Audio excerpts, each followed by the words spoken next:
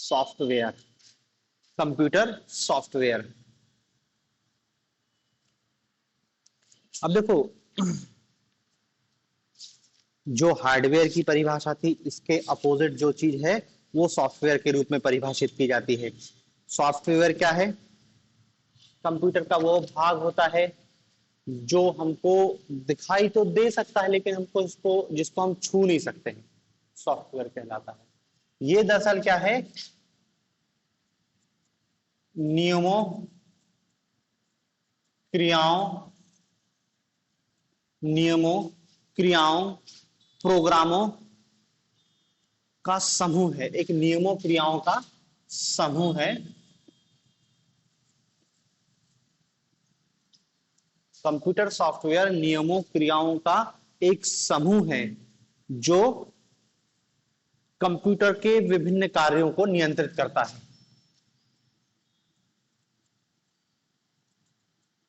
Computer के कार्यों को नियंत्रित करता है, जो कंप्यूटर के कार्यों को नियंत्रित करता है, हार्डवेयर के बीच समन्वय करता है।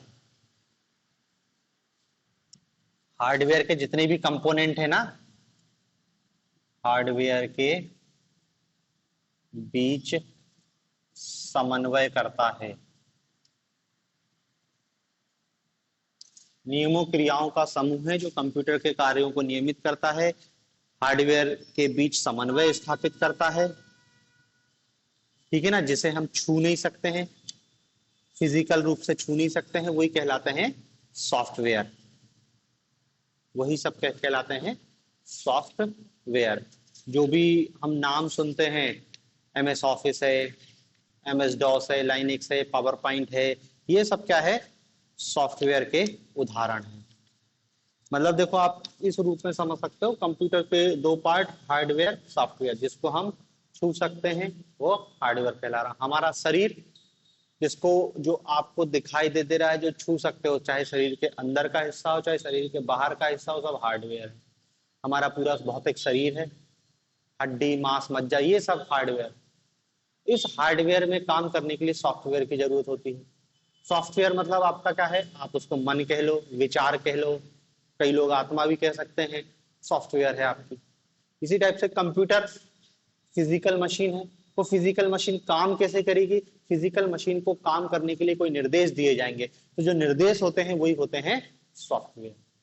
भाई, आपने हार्डवेयर यूनिट तो देखी है कि कीबोर्ड है, कीबोर्ड एक इनपुट यूनिट है, प्रिंटर एक आउटपुट यूनिट है, लेकिन ये काम कैसे करेगी कि ये कीबोर्ड ने प्रिंट का बटन दबाया और प्रिंटर से प्रिंट बाहर निकल गया। ये पूरा काम नियंत्रित किया जाता है विभिन्न सॉफ्टवेयरों के माध्यम से। कोई एक सॉफ्टवेयर नहीं है, अलग अलग प्रकार के सॉफ्टवेयर होते हैं जो इस पूरे कंप्यूटर के हार्डवेयर के माध्यम से कार्य करवाते हैं। मतलब देखो, दिखाई देगा जैसे आपको सीपीयू है तो सीपीयू के अंतर्गत आपको कंट्रोल यूनिट दिखाई देगी, ALU दिखाई देगा, वहां पर माइक्रो प्रोसेसर लगा है, मदरबोर्ड है, ये सब फिजिकल रूप से दिखाई दे रहा है, आप इसको छू भी सकते हो। लेकिन उनको जो कार्यों का निर्देश बना के दिया गया है कि वो कैसे काम करेंगे, वही कहेगा सॉफ्टवेयर। नियमों क्रियाओं का एक ग्रुप है जो कंप्यूटर को नियंत्रित करता है, उसी को हम क्या कहते हैं? सॉफ्टवेयर। आपका हार्डवेयर कितना ही अच्छा हो, लेकिन यदि सॉफ्टवेयर सही नहीं है तो पूरा मशीन काम नहीं करेगी। पता चला आपने प्रिंट दिया, कंप्यूटर स्विच ऑफ हो गया, आप स्विच ऑफ कर रहे थे, प्रिंट निकलना चालू हो गया। इसका मतलब क्या है? सॉफ्टवेयर गड़बड़ा गया है। हार्डवेयर फिर कितने अच्छा रख लो, तुम मॉनिटर बहुत अच्छा ले आए, उनने कहा कि भैया इतने पिक्सल का है, फलाना है, ठिकाना है, बहुत अच्छा मॉनिटर लेके आए। प्रिंटर तुमने लेजर प्रिंटर ले आए कि उच्च क्वालिटी का प्रिंट देगा, लेकिन यदि सॉफ्टवेयर सही से नहीं है तो कोई काम का नहीं। तो हार्डवेयर और सॉफ्टवेयर दोनों में जब मिलन होता है तभी जाके क्या है, एक कंप्यूटर सही ढंग से वर्क कर पाता है। तो आप हार्डवेयर को नियंत्रित करने के लिए जो नियमों और प्रोग्रामों का संग्रह है, उसी को हम क्या कहते हैं? सॉफ्टवेयर कहते हैं। ये तो परिभाषा हो गई, परिभाषा तो हमको पूछ नहीं रहा है सॉफ्टवेयर की। हमको अब क्वेश्चन है कि सॉफ्टवेयर कितने प्रकार का होता है। तो देखो, ये कोई प्रकार फिक्स नहीं है, अलग अलग किताब अपने अपने हिसाब से कंप्यूटर के प्रकारों को बांट के बता देती है। हमको उन सॉफ्टवेयर के नाम और काम जानना है कि वो करता क्या है।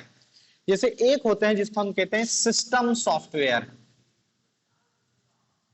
सिस्टम सॉफ्टवेयर, सिस्टम सॉफ्टवेयर, और दूसरे को कहते हैं एप्लीकेशन सॉफ्टवेयर।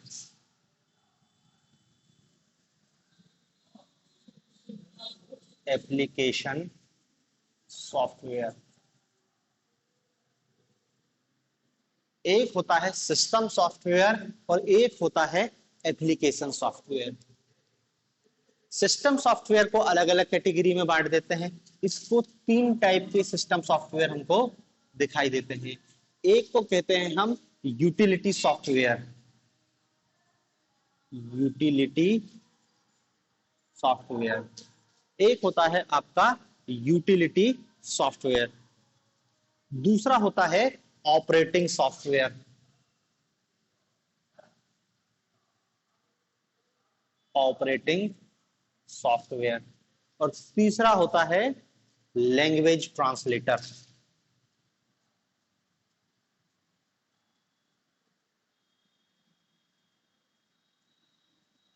लैंग्वेज ट्रांसलेटर, ये सिस्टम सॉफ्टवेयर कहलाते हैं।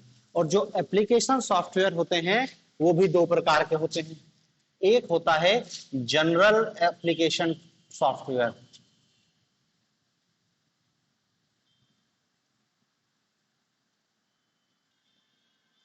और दूसरा होता है कस्टमाइज्ड।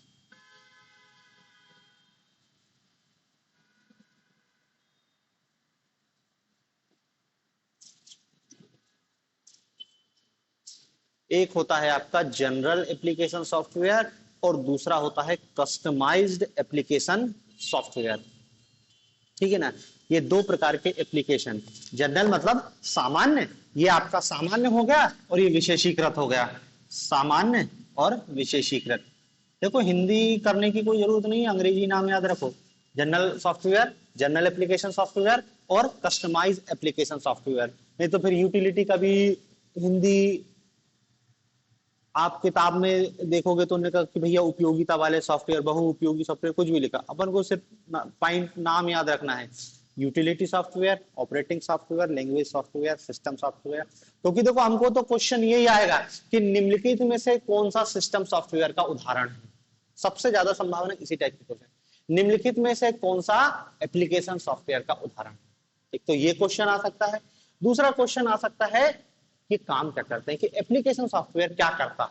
बस दो ही क्वेश्चन है हमारे लिए काम के, उनके उदाहरण और वो करते क्या हैं। हमको जानना है कि जो लैंग्वेज ट्रांसलेटर क्या करता है, ऑपरेटिंग क्या करता है, यूटिलिटी क्या करता है, और सिस्टम क्या करता है, और एप्लीकेशन क्या करता है, और उनके उदाहरण क्या क्या। तो देखो एक एक करके हम देखते हैं। सबसे पहले हम देखते हैं सिस्टम सॉफ्टवेयर। क्या होते हैं ये सिस्टम सॉफ्टवेयर और ये करते क्या है। देखो ये जो सिस्टम सॉफ्टवेयर होते हैं ये मुख्य रूप से ऐसे कंप्यूटर प्रोग्राम होते हैं, ऐसे कंप्यूटर प्रोग्राम जो हार्डवेयर को नियंत्रित करते हैं।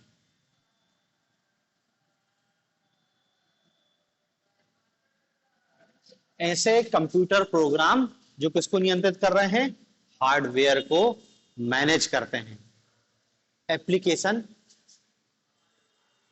ऐसे कंप्यूटर प्रोग्राम जो हार्डवेयर को संचालित करते हैं। और ये जो एप्लीकेशन सॉफ्टवेयर है ना, ऐसा लिख दे रहा हूं, एप्लीकेशन सॉफ्टवेयर को संचालित करते हैं।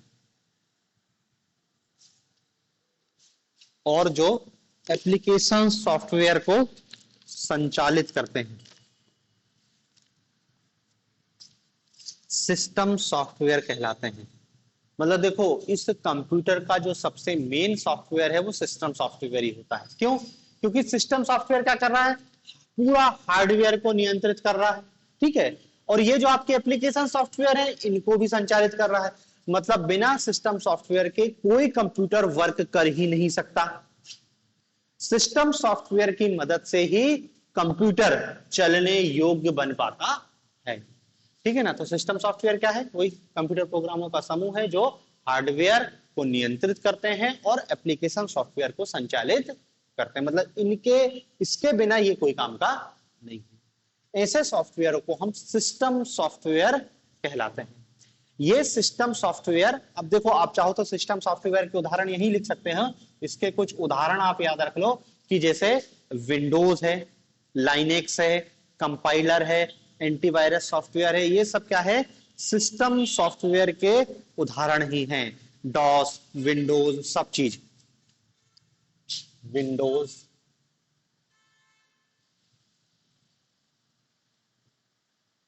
Linux, DOS, Windows, मैकिन्टॉश,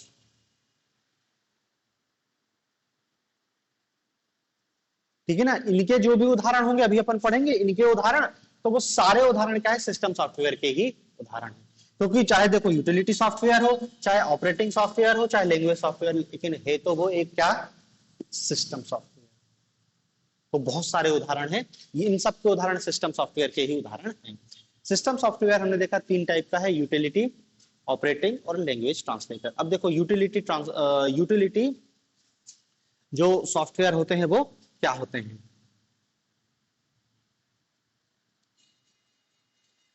utility software वे सॉफ्टवेयर होते हैं जो दरअसल क्या है, कंप्यूटर के कार्य को सरल बनाते हैं।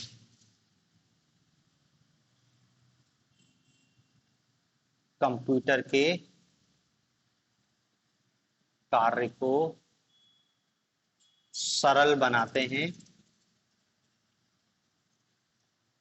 कंप्यूटर के कार्य को सरल बनाते हैं, कंप्यूटर की गति बढ़ाते हैं, गति बढ़ाते हैं, कंप्यूटर के कार्य को सरल बनाते हैं, कंप्यूटर की गति को बढ़ाते हैं,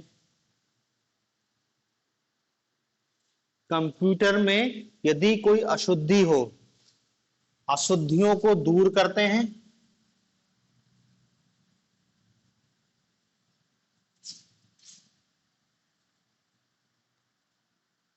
उन्हें सुरक्षा प्रदान करते हैं। कंप्यूटर को अशुद्धि मतलब बग, कि कंप्यूटर के कार्य को सरल बनाते हैं, अशुद्धियों को दूर रखते हैं, सुरक्षा प्रदान करते हैं। ऐसे सॉफ्टवेयरों को हम क्या बोलते हैं, यूटिलिटी सॉफ्टवेयर। और ये यूटिलिटी सॉफ्टवेयर यूजर और एप्लीकेशन सॉफ्टवेयर के बीच काम करते हैं। ये जो आपका एप्लीकेशन सॉफ्टवेयर है ना, तो यूजर जो यूज कर रहा होगा, यूजर और एप्लीकेशन सॉफ्टवेयर के बीच संपर्क का काम करते हैं। ऐसे सॉफ्टवेयर प्रोग्रामों को क्या करते हैं, हम यूटिलिटी सॉफ्टवेयर कहते हैं। ये यूटिलिटी सॉफ्टवेयर बहुत टाइप के होते हैं। देखो हमने यूटिलिटी सॉफ्टवेयर में क्या देखा कि भैया ये कंप्यूटर को सरल बनाने का काम करते हैं, उसकी गति को बढ़ाते हैं, उसकी अशुद्धियों को दूर करते हैं।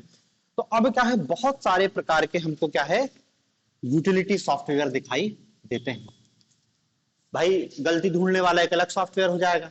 जैसे एक होता है यूटिलिटी सॉफ्टवेयर का प्रोग्राम, फाइल स्टार्टिंग नहीं फाइल सॉर्टिंग प्रोग्राम, एक ये यूटिलिटी सॉफ्टवेयर है, file sorting program. File sorting, sorting मतलब समझते हो ना, सॉर्टिंग मतलब होता है इच्छित क्रम में उनको एक सीक्वेंस में बनाना। तो ऐसा यूटिलिटी प्रोग्राम जो क्या करता है, जो डाटा या फाइल के रिकॉर्डों को हमारे इच्छित क्रम में जमाता है, वो क्या कहलाता है, फाइल सॉर्टिंग प्रोग्राम। सॉर्ट करता है वो, आप फाइल को जमा दिया ना कि भैया डेट के हिसाब से सॉर्ट कर दिया या फिर साइज के हिसाब से सॉर्ट कर दिया, सबसे बड़ी पहले, फिर छोटी, फिर छोटी, फिर छोटी, डेट के हिसाब से कि आज की पहले, कल की बाद में, और जैसे तो ऐसे प्रोग्राम कहलाते हैं फाइल सॉर्टिंग प्रोग्राम। तो देखो अब ऐसे बहुत सारे आपको प्रकार दिखाई देंगे। एक जैसे होता है डेटा सलेक्शन प्रोग्राम, दूसरा डाटा सलेक्शन प्रोग्राम। मतलब पूरी फाइल पूरे डाटा में से आपके काम के डाटा को सेलेक्ट करके अलग कर दे, तो वो कहलाएगा डाटा सिलेक्शन। अभी पूरी फाइल को व्यवस्थित जमाया है, अब अपने काम का डाटा। फिर एक होता है disk management program. Disk management, disk management जो आपके हार्ड डिस्क को मैनेज करे। ठीक है ना, कि कंप्यूटर की हार्ड डिस्क है 1 टेराबाइट, अब इतनी बड़ी हार्ड डिस्क है तो अलग अलग प्रोग्राम को अलग अलग जगह रखना है, अलग अलग फाइल को अलग अलग जगह रखना है कि भाई ऑडियो फाइल अलग रखे, वीडियो फाइल अलग रखे, पीडीएफ फाइल अलग रखे। ऐसे प्रोग्राम जो बनाते हैं वो कहलाते हैं डिस्क मैनेजमेंट यूटिलिटी प्रोग्राम या disk management utility software. Disk cleaner,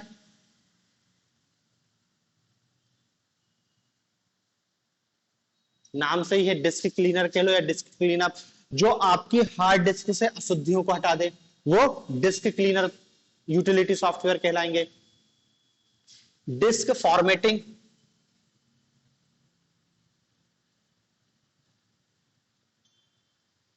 disc formatting, disk formatting मतलब क्या है, आपकी जो कंप्यूटर की मेमोरी डिस्क है उसको फॉर्मेट करने के काम कराए।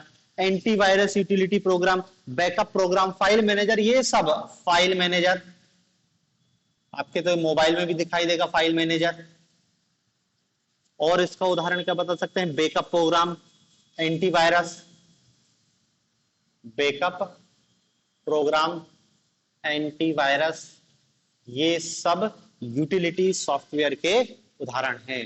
क्योंकि देखो हमने यूटिलिटी सॉफ्टवेयर के उदाहरण में क्या देखा कि जो कंप्यूटर के कार्य को सरल बना दे, तो सरल बनाने में यही सारे सॉफ्टवेयर मदद करते हैं कि हमने फाइल की सॉर्टिंग कर ली, डेटे का सिलेक्शन करके दे दे हमको, हमारे डिस्क को मैनेजमेंट कर दे, डिस्क को क्लीन कर दे, फॉर्मेट कर दे, बैकअप बना ले हमारे डाटा को, ये सब यूटिलिटी सॉफ्टवेयर कहलाते हैं। ठीक है ना, देखो ये यूटिलिटी सॉफ्टवेयर के प्रकार हैं।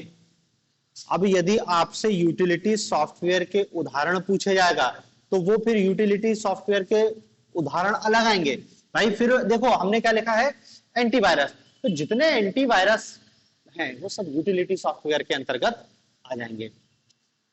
जैसे आपका नेट, ये उदाहरण यूटिलिटी सॉफ्टवेयर के उदाहरण, नेट प्रोटेक्टर, नेट प्रोटेक्टर, नॉट्रॉन, जितने भी आपके एंटीवायरस सॉफ्टवेयर हैं सब यूटिलिटी प्रोग्राम के अंतर्गत आ जाएंगे। क्लीनर आता है, एक डिस्क डायरेक्टर आता है, ये सब क्या है, यूटिलिटी सॉफ्टवेयर के ही उदाहरण हैं। तो यूटिलिटी सॉफ्टवेयर ऐसा सॉफ्टवेयर जो कंप्यूटर के कार्य को सरल बना देता है, उसकी गति को बढ़ा देता है, अशुद्धियों को ढूंढने का काम करता है, वो यूटिलिटी सॉफ्टवेयर कहलाते हैं। और ये यूटिलिटी सॉफ्टवेयर के इतने प्रकार हमने देख लिए हैं। ये हो गया आपका यूटिलिटी सॉफ्टवेयर। अब दूसरा है आपका जिसको हम कहते हैं operating software. Operating software,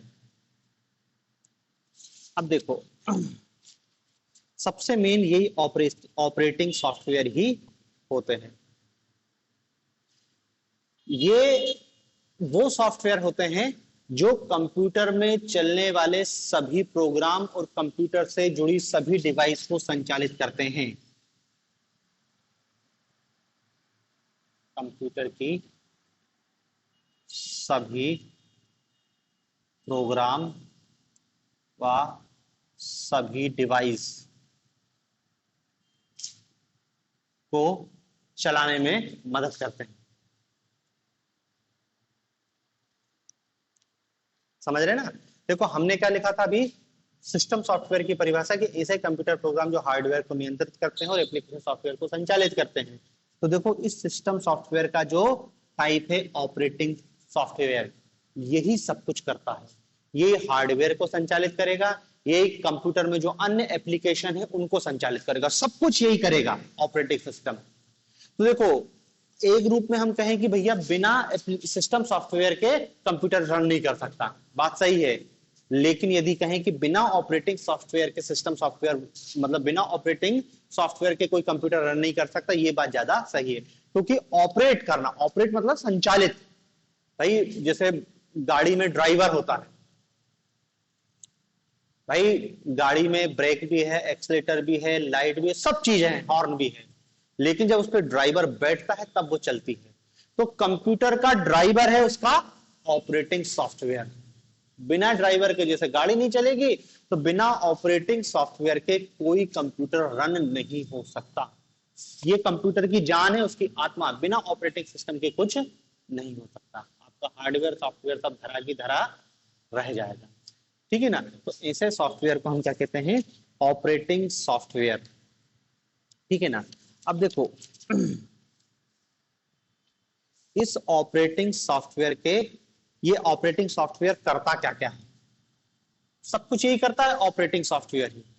operating software के यदि कार्य कहें, ये कार्य करता है मैनेजमेंट का। एक ही काम करता है मैनेजमेंट का, सबका management, resource management, memory management,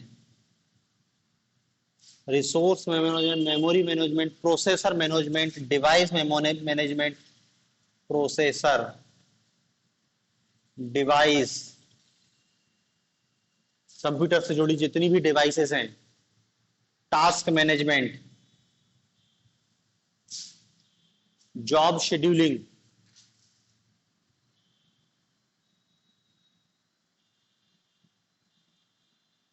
job scheduling, time management, time sharing, security management, file and data, task management, time management, task management, time management, time sharing, security management, time sharing, security management, security management, और file and data management, file एवं data management, file एवं data management. ठीक है ना। मतलब देखो operating system क्या करता है, ऑपरेटिंग सिस्टम समस्त प्रोसेसिंग का काम करता है, समस्त प्रबंधन का काम करता है। अब प्रबंधन में सब चीज आ गया है, store management, file management, input output management, memory management, task management, time, सब कुछ मैनेजमेंट का काम यही करता है। तो ऑपरेटिंग सॉफ्टवेयर की परिभाषा, ऑपरेटिंग सॉफ्टवेयर क्या काम करता है, यह भी हमने देख लिया। अब हमको महत्वपूर्ण ऑपरेटिंग सॉफ्टवेयर के बारे में पता होना चाहिए। उदाहरण, कौन कौन से ऑपरेटिंग सॉफ्टवेयर होते हैं। सबसे मेन यही है ऑपरेटिंग सॉफ्टवेयर के उदाहरण। देखो कुछ प्रमुख ऑपरेटिंग सॉफ्टवेयर, जैसे एक होता है Microsoft DOS, MS DOS, Microsoft disk operating system, Microsoft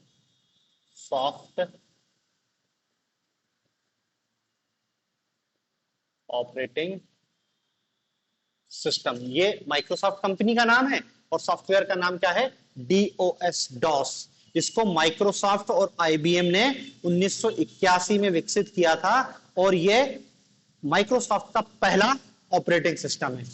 1981 Microsoft का पहला ऑपरेटिंग सिस्टम सॉफ्टवेयर।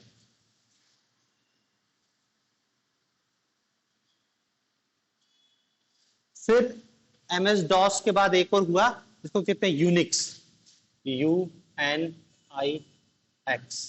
ये भी एक ऑपरेटिंग सिस्टम का उदाहरण है, यूनिक्स।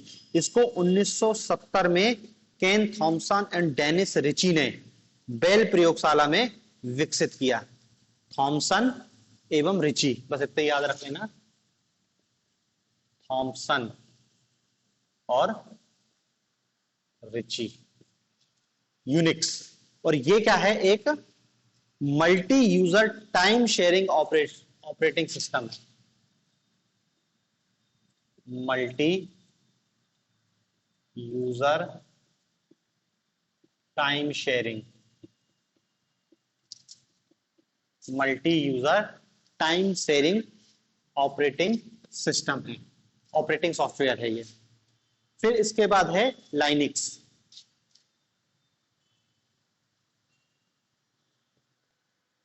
लाइनेक्स। 1992 में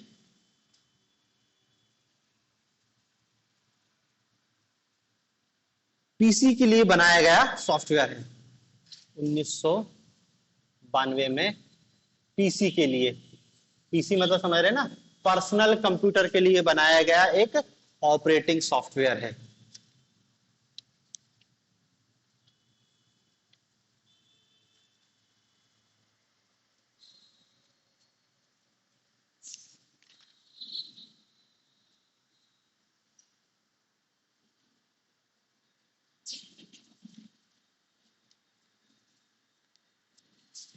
यूनिक्स, लाइनेक्स,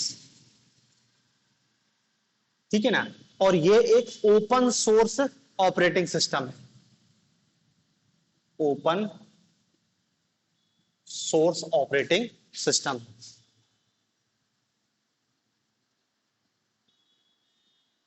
फिर इसके बाद, इसके पहले ही आ गया था विंडोज, विंडोज माइक्रोसॉफ्ट का विंडोज, और इसका पहला संस्करण आया था 1985 में, 1985 में विंडोज का। और फिर तो अब इसके देखो बहुत सारे संस्करण आ चुके हैं, Windows 95, Windows 98, Windows 2000, Windows Vista, Windows XP, Windows 7, 8, 10 और अभी 11 चल रहा है, विंडोज 11। इसके पहले 10 आया था, उसके पहले विंडोज 8 आया था, 7 था, विंडोज विस्टा था, बहुत सारे सॉफ्टवेयर थे।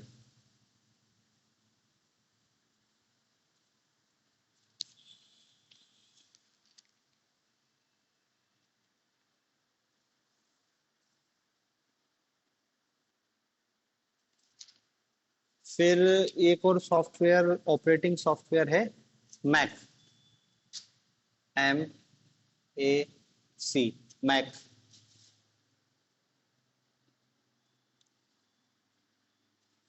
देखो मैक का फुल फॉर्म है मैकिंटोश कंप्यूटर एप्पल मैकिंटोश, या फैट मैक या थिन मैक इसको कहते हैं।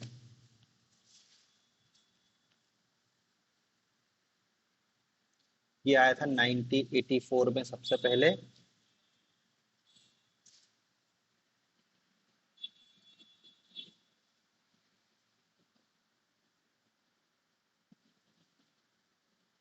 मैक, मैकिंटोश या इसी को एप्पल,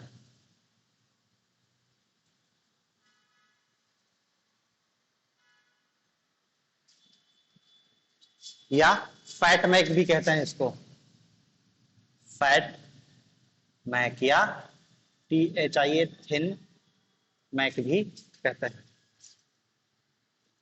ठीक है ना।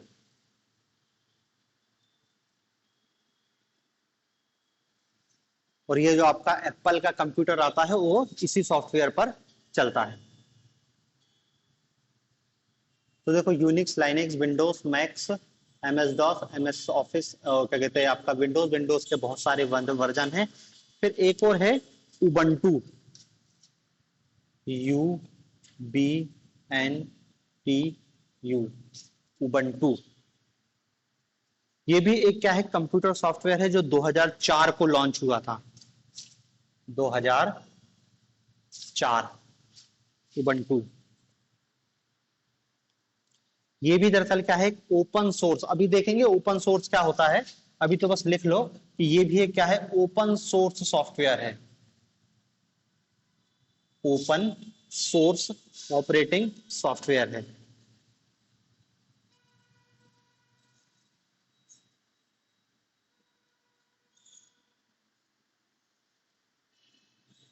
और इसका उपयोग क्या है, विश्वविद्यालय और अनुसंधान कार्यों में किया जाता है, विश्वविद्यालय व अनुसंधान कार्यों में किया जाता है, विश्वविद्यालय व अनुसंधान कार्यों में किया जाता है। फिर एक और लिख लेना, क्रोम, क्रोम। क्रोम क्या है, ये लाइनेक्स आधारित ऑपरेटिंग सिस्टम है। ये 2009 में आया था पहली बार और ये लाइनेक्स आधारित है। लाइनेक्स आधारित ऑपरेटिंग सिस्टम है, ऑपरेटिंग सॉफ्टवेयर है गूगल कंपनी का।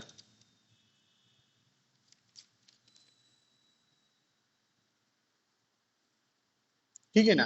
बाकी तो देखो मोबाइल का ऑपरेटिंग सिस्टम अलग आता है जिसको हम एंड्रॉइड के नाम से जानते हैं, और एंड्रॉइड के बहुत सारे वर्जन है। अभी जब हम मोबाइल को पढ़ेंगे तब मोबाइल के ऑपरेटिंग सिस्टम को अलग से पढ़ेंगे, क्योंकि मोबाइल भी आजकल एक मिनी कंप्यूटर जैसा ही है। तो उसके लिए भी क्या है, उसको चलाने के लिए भी हमको सॉफ्टवेयर, ऑपरेटिंग सॉफ्टवेयर की जरूरत होती है। वो भी बिना ऑपरेटिंग सॉफ्टवेयर के नहीं चल सकता। ठीक है ना। तो देखो इतने उदाहरण हैं ऑपरेटिंग सॉफ्टवेयर के, कि ऑपरेटिंग सॉफ्टवेयर क्या होता है, ऑपरेटिंग सॉफ्टवेयर क्या कार्य करता है, और ऑपरेटिंग सॉफ्टवेयर के कौन से उदाहरण हैं। बाकी देखो ऑपरेटिंग सिस्टम के बहुत सारे प्रकार भी होते हैं। जैसे तो नहीं पूछेगा ऑपरेटिंग सिस्टम कितने प्रकार का होता है, लेकिन यदि आप जानना ही चाह रहे हो या आप प्रकार, क्योंकि बहुत सरल है, नाम के आधार पे ही ऑपरेटिंग सिस्टम के प्रकार हो जाते हैं। जैसे ऑपरेटिंग सिस्टम के एक होता है बैच ऑपरेटिंग सिस्टम। देखो बस मैं नाम नाम बता दे रहा हूं। Batch operating system, batch operating system, ये ऑपरेटिंग सिस्टम के प्रकार बता रहा हूं मैं। बैच ऑपरेटिंग सिस्टम ऐसा ऑपरेटिंग सिस्टम जिसमें सभी कार्यों को बैच बनाकर कंप्यूटर पर रन कर सकते हैं।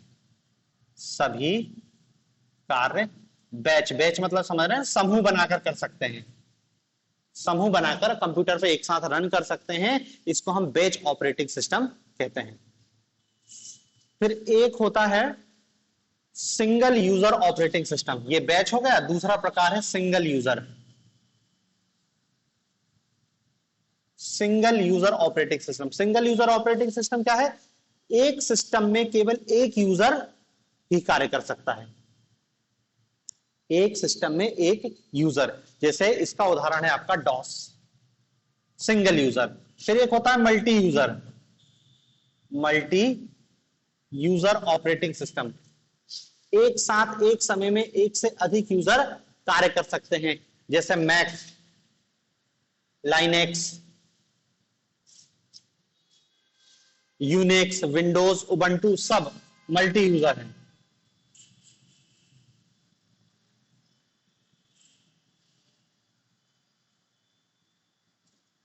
विंडो, उबंटू आदि, यूनिक्स, लाइनेक्स सब मल्टी यूजर सॉफ्टवेयर हैं। फिर एक होता है multitasking operating system, multi tasking. Multitasking क्या होता है, एक साथ एक समय में, मतलब यूजर एक ही समय में एक साथ अलग अलग प्रोग्रामों को संचालित कर सकता है। ऐसे प्रोग्राम को हम क्या कहते हैं, मल्टी यूजर ऑपरेटिंग सिस्टम। जैसे आपका विंडोज, विंडोज, ये आपका जो मैक है, ये भी मल्टी यूजर। मल्टी टास्किंग मतलब क्या है, एक साथ आप विंडोज के सॉफ्टवेयर में एक्सेल भी चला लो, पावर पॉइंट भी चला लो, अलग अलग फाइल है, आप गाना भी चलने दो, वीएलसी प्लेयर भी चलने दो, बहुत सारे आप एक साथ कम कर सकते हो। इसको मल्टी टास्किंग कहते हैं। फिर एक होता है multi processing operating system, multi processing, multi processing operating system मतलब इस सिस्टम में क्या होता है, यूजर एक प्रोग्राम को एक से अधिक सीपीयू पर चला सकता है, एक प्रोग्राम को एक से अधिक सीपीयू पर चलाया जा सकता है। देखो नाम एक से लग रहा है लेकिन अंतर है सब में। मल्टीटास्किंग अलग है, मल्टी प्रोसेसिंग अलग है, कि एक ही हम यूजर है वो अलग अलग सीपीयू के माध्यम, मतलब अलग अलग सीपीयू पे एक ही प्रोग्राम को रन कर दे रहा है। फिर एक होता है real time operating system, real time operating system नाम से समझ आ रहा है कि यूजर द्वारा दिए गए इनपुट पर तुरंत प्रतिक्रिया करता, रियल टाइम, तुरंत इनपुट दिया तुरंत प्रतिक्रिया किया। इसे ऑपरेटिंग सिस्टम को रियल टाइम ऑपरेटिंग सिस्टम कहते हैं। और रियल टाइम ऑपरेटिंग सिस्टम का उदाहरण है Linux, real time operating system का उदाहरण है लाइनेक्स। मतलब इसमें क्या है, कोई भी कार्य को क्रियान्वित करने के लिए पहले से समय निर्धारित होता है। और मतलब देखो क्या कहना चाह रहे हैं कि आपने जो भी रियल टाइम ऑपरेटिंग सिस्टम है वो सब लाइनेक्स है। रियल टाइम मतलब क्या है, आपको सोचने का समय नहीं है, प्रोसेस करने का समय सबसे कम है। तत्काल जैसे निर्देश दिया वैसे उसने प्रोसेस कर दिया, ऐसे को कह रहे हैं हम रियल टाइम। ठीक है ना। ये जो आप देख रहे हैं ना मल्टीटास्किंग ऑपरेटिंग सिस्टम, इस मल्टीटास्किंग ऑपरेटिंग सिस्टम में ये सारी विशेषताएं होती हैं। मल्टी प्रोसेसिंग भी रहेगा वो, मल्टी यूजर भी रहेगा वो, रियल टाइम भी रहेगा। तो जो मल्टीटास्किंग ऑपरेटिंग सिस्टम है वो सभी विशेषताओं को अपने अंदर समाहित किए रहता है। ठीक है। फिर एक होता है टाइम शेयरिंग ऑपरेटिंग सिस्टम।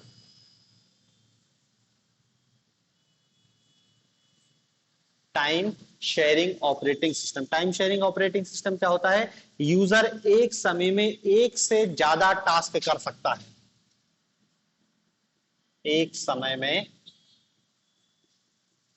एक से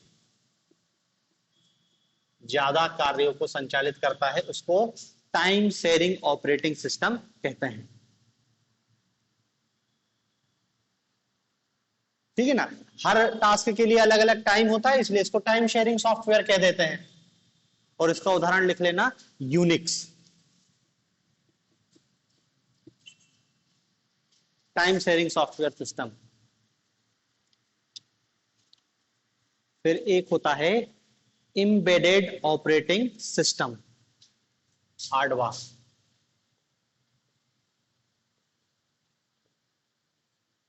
embedded operating system, embedded operating system क्या होता है,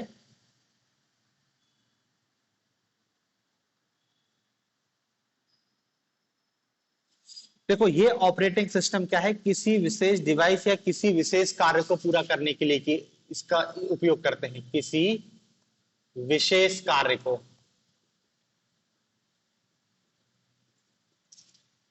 पूरा करने के लिए, किसी विशेष कार्य को पूरा करने के लिए इसका उपयोग किया जाता है। जैसे वजन नापने वाली machine, calculator, ATM, AC machine, washing machine, आपकी माइक्रोवेव, ओवन, इलेक्ट्रॉनिक घड़ी, जो भी आपका दिखाई दे रहा है वो सब एम्बेडेड ऑपरेटिंग सिस्टम में काम करते हैं कि उनका एक ही काम है बस। तो किसी विशेष कार्य को करने के लिए क्या है, एम्बेडेड ऑपरेटिंग सिस्टम का उपयोग किया जाता है। फिर एक होता है distribute operating system, distribute operating system. Distribute operating system क्या होता है कि जॉब डिस्ट्रीब्यूट करता है वो, जो आपका सीपीयू है सेंट्रल प्रोसेस यूनिट की तरह काम करता है और सबको अलग अलग कार्य दे देता है। तो ये हो जाता है डिस्ट्रीब्यूट ऑपरेटिंग सिस्टम। और एक होता है नेटवर्क ऑपरेटिंग सिस्टम।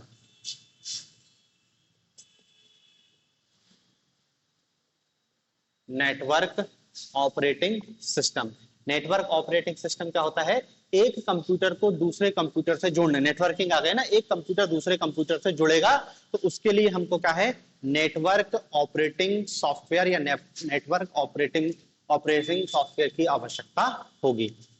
ठीक है ना। तो देखो ये आपका ऑपरेटिंग सॉफ्टवेयर है।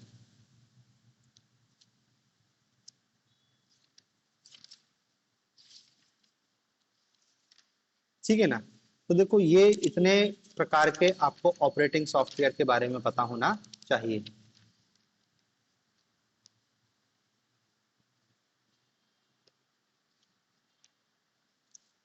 तो देखो हम सिस्टम सॉफ्टवेयर को पढ़ रहे थे और सिस्टम सॉफ्टवेयर में हमने क्या देखा था कि जो सिस्टम सॉफ्टवेयर है तीन प्रकार का है, यूटिलिटी सॉफ्टवेयर, ऑपरेटिंग सॉफ्टवेयर, तीसरा और देख लेते हैं लैंग्वेज ट्रांसलेटर।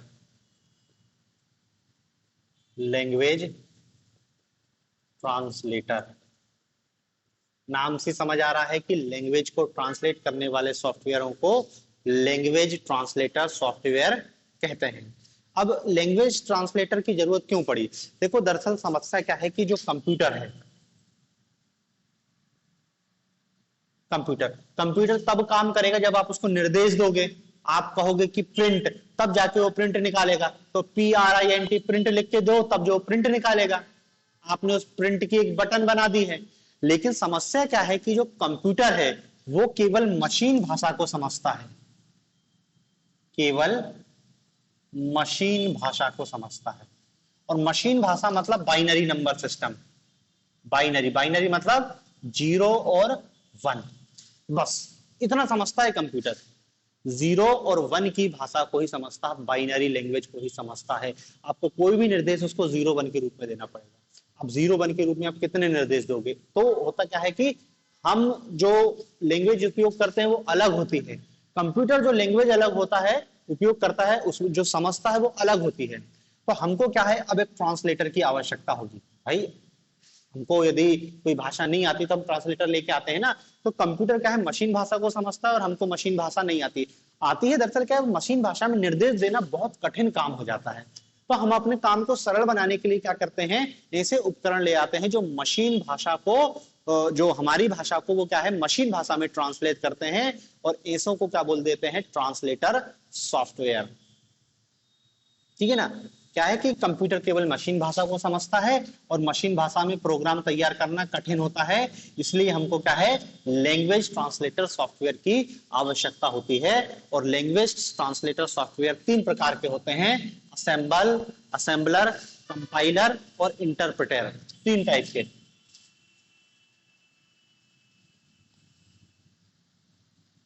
असेंबलर, दूसरा है कंपाइलर और तीसरा है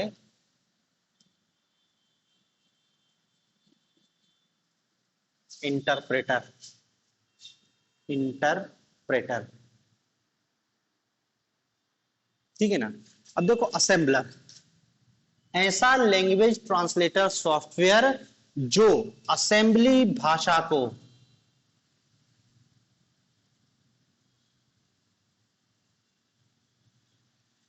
मशीन भाषा में बदल दे। असेंबली भाषा को मशीन भाषा मतलब ये असेंबली भाषा, असेंबली भाषा, बीच में हमने क्या है असेंबलर रखा, ये असेंबलर हो गया, सॉफ्टवेयर हो गया असेंबलर। और इसने क्या कर दिया, मशीन भाषा में इसको बदल दिया। ये मशीन भाषा में बदल दिया। तो ऐसा प्रोग्राम जो असेंबली भाषा के प्रोग्राम को मशीन भाषा में परिवर्तित कर दे, असेंबलर कहलाता है। जो असेंबली भाषा का प्रोग्राम होता है उसको हम क्या नाम देते हैं, सोर्स प्रोग्राम। असेंबली भाषा के प्रोग्राम को सोर्स प्रोग्राम कहते हैं।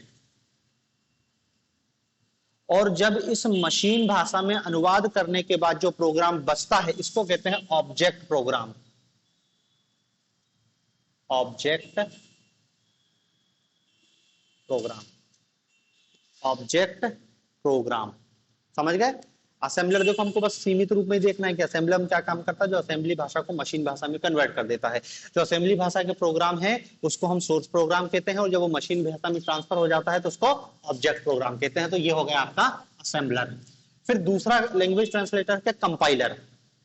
कंपाइलर क्या करता है, हाई लेवल लैंग्वेज को मशीन भाषा में कन्वर्ट करता है। उच्च स्तरीय भाषा, बीच में आपका आ गया कंपाइलर, ये आपका कंपाइलर। इस उच्च स्तरीय भाषा को ये कंपाइलर क्या करेगा, मशीन भाषा में कन्वर्ट करेगा। मशीन भाषा इसी को निम्न स्तरीय भाषा, लो लैंग्वेज कहते हैं, low level, low level language. तो देखो ऐसा सॉफ्टवेयर प्रोग्राम जो उच्च स्तरीय भाषा को निम्न स्तरीय भाषा में बदलता है, कंपाइलर कहलाता है। ठीक है ना। और इसकी क्या विशेषता है कि ये पूरे प्रोग्राम को एक साथ ट्रांसलेट कर देता है, पूरे प्रोग्राम को एक साथ ट्रांसलेट कर देता है, एक साथ ट्रांसलेट कर देता है, पूरे प्रोग्राम को एक साथ ट्रांसलेट कर देता है, यह कहलाता है कंपाइलर। ठीक है ना। और फिर तीसरा आता है इंटरप्रेटर। इंटरप्रेटर इंटरप्रेटर क्या करता है? इंटरप्रेटर भी उच्च स्तरीय भाषा को निम्न स्तरीय भाषा में कन्वर्ट करता है। इंटरप्रेटर हाई लेवल लैंग्वेज को लो लेवल लैंग्वेज में परिवर्तित करता है। वही काम जो कंपाइलर करता है वही काम इंटरप्रेटर करता है। लेकिन कंपाइलर और इंटरप्रेटर में अंतर क्या है? कंपाइलर पूरे प्रोग्राम को एक साथ ट्रांसलेट कर देता है, जबकि जो इंटरप्रेटर है एक बार में केवल एक कथन को ट्रांसलेट कर पाता है। एक बार में एक कथन, एक बार में एक कथन को ट्रांसलेट करता है, इसलिए इसको क्या है? कंपाइलर नाम दे रहे हैं। ठीक है ना। तो देखो ये आपके सिस्टम सॉफ्टवेयर कंप्लीट हुए। दूसरा पक्ष देखना था एप्लीकेशन सॉफ्टवेयर क्या होते हैं और ये कितने प्रकार के होते हैं। ठीक है ना। तो पहले देखते हैं एप्लीकेशन सॉफ्टवेयर होते क्या है। तो देखो एप्लीकेशन सॉफ्टवेयर ऐसे सॉफ्टवेयर हैं जो यूजर की आवश्यकता अनुसार बनाए जाते हैं।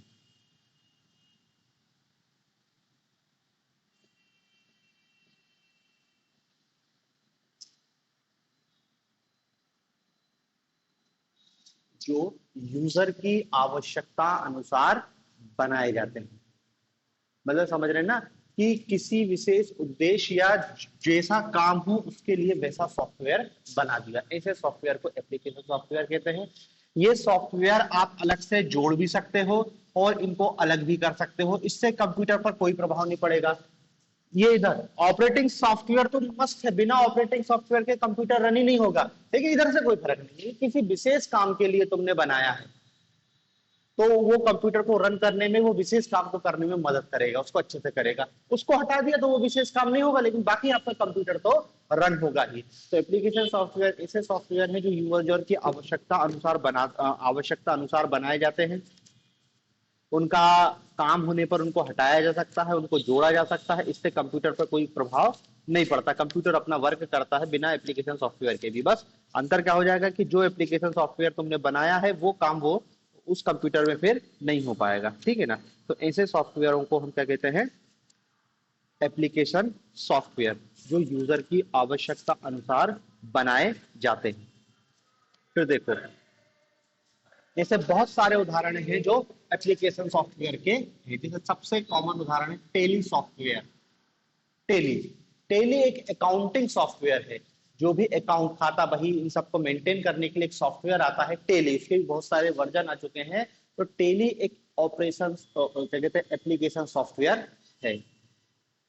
ऐसे ही बहुत सारे एप्लीकेशन सॉफ्टवेयर हैं, जैसे Microsoft Excel, MS Excel, MS Word, MS PowerPoint. ये सब एप्लीकेशन सॉफ्टवेयर हैं जो किसी विशेष कार्य को करने में मदद करते हैं।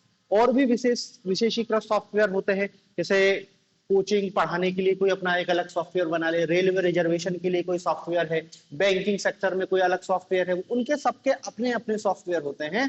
तो ऐसे सॉफ्टवेयरों को सब क्या है? एप्लीकेशन सॉफ्टवेयर की श्रेणी में रखा जाता है।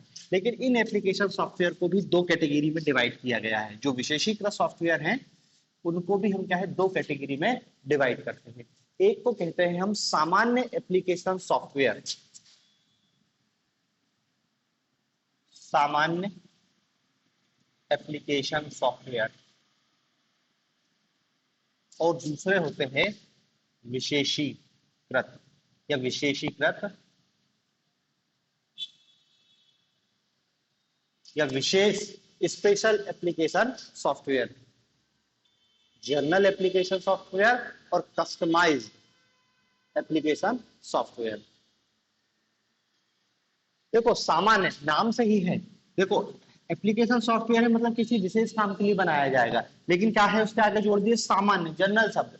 मतलब ऐसा एप्लीकेशन सॉफ्टवेयर जिसका उपयोग सभी लोग कर सकते हैं, या ऐसा एप्लीकेशन सॉफ्टवेयर, ऐसा सॉफ्टवेयर जिसका उपयोग, ऐसा सॉफ्टवेयर जिसका उपयोग, या ऐसा लिखना कि ऐसा सॉफ्टवेयर जिसका साधारण उपयोग के लिए बनाया जाता है, जिसको साधारण उपयोग के लिए बनाया जाता है।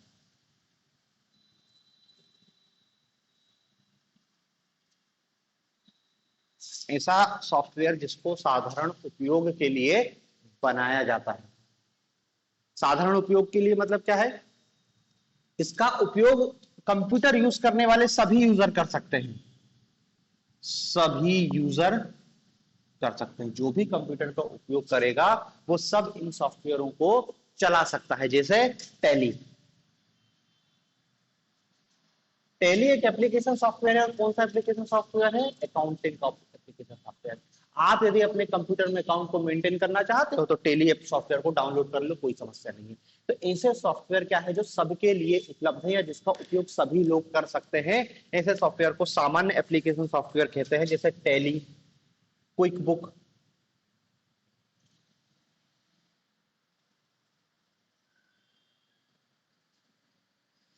एडोब फोटोशॉप, फोटोशॉप,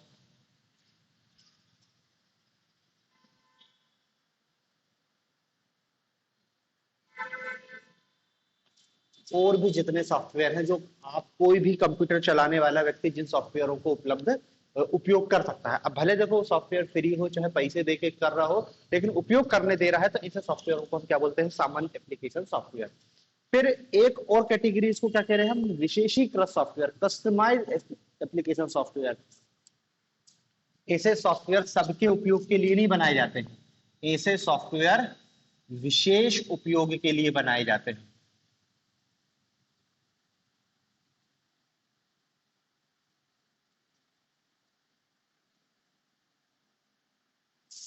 विशेष, देखो ये भी विशेष उपयोग के लिए है, लेकिन जो कस्टमाइज्ड एप्लीकेशन सॉफ्टवेयर है इसका उपयोग सब यूजर नहीं कर सकते, कुछ विशेष यूजर के लिए ही ये सॉफ्टवेयर बनाया जाता है।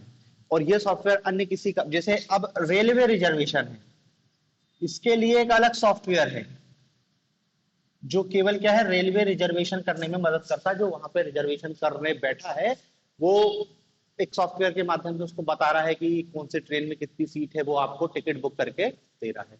ये रेलवे रिजर्वेशन सॉफ्टवेयर है। अब आप इसका उपयोग नहीं कर सकते क्योंकि ये केवल रेलवे के उपयोग के लिए बनाया गया है।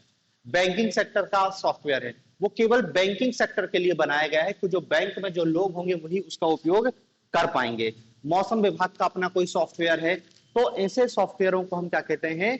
विशेषीकृत सॉफ्टवेयर। तो मतलब देखो है दोनों एप्लीकेशन सॉफ्टवेयर, दोनों को ही किसी विशेष उद्देश्य के लिए बनाया गया है, एक विशेष काम के लिए बनाया गया है।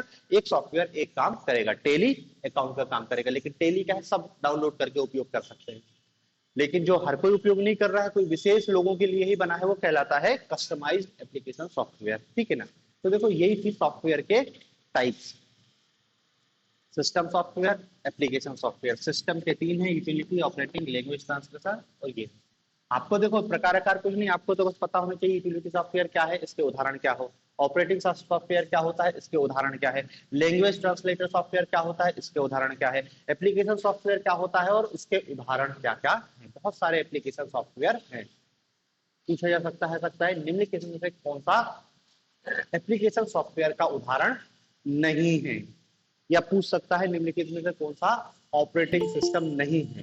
3 ऑप्शन देगा, 4 ऑप्शन देगा, तो हमको केवल क्या है? इनका नाम और काम याद रखना है बस।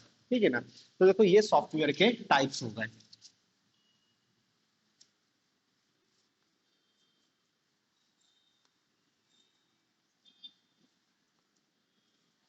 फिर देखो ये जो सॉफ्टवेयर के टाइप है, आपसे सॉफ्टवेयर के टाइप्स पूछेगा मेंस में भी, तो भी आपको यही टाइप बताने हैं सॉफ्टवेयर के। सॉफ्टवेयर क्या होते हैं, सॉफ्टवेयर के प्रकार और उपयोगों को बताइए, यही आपको कहानी बतानी है।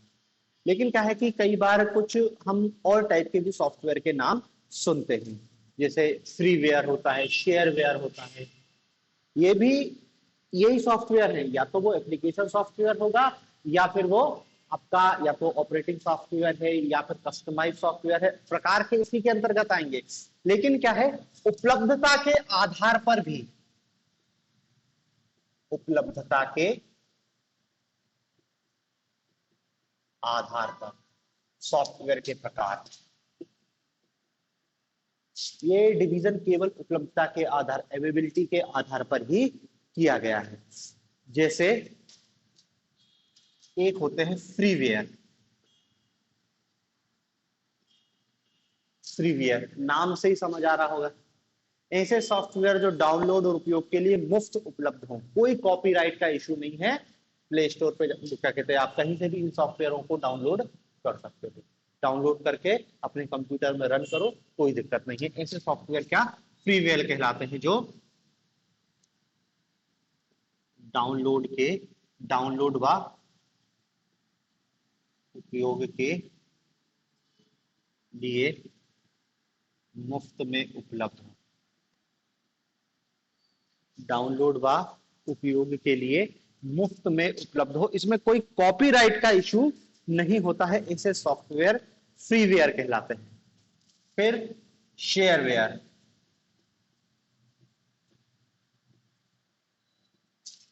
शेयरवेयर ऐसे सॉफ्टवेयर जो डाउनलोड करने के लिए मुफ्त में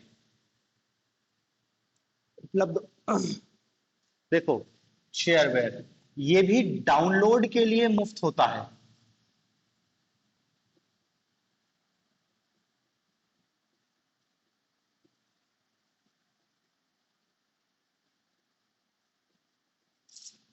शेयरवेयर सॉफ्टवेयर भी डाउनलोड और उपयोग के लिए तो मुफ्त में उपलब्ध होता है, लेकिन इसमें कॉपीराइट का इशू होता है और सीमित समय के लिए उपयोग में हो सकता है। केवल कॉपीराइट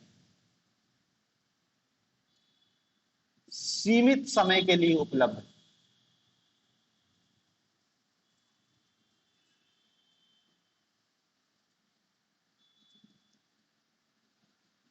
समझ गए ना? आपने डाउनलोड 15 दिन चला सकते हो, लेकिन 15 दिन के बाद आपको पैसा पेमेंट करना पड़ेगा। तो ऐसे सॉफ्टवेयर को शेयरवेयर सॉफ्टवेयर कहते हैं। फिर एक होते हैं फर्मवेयर।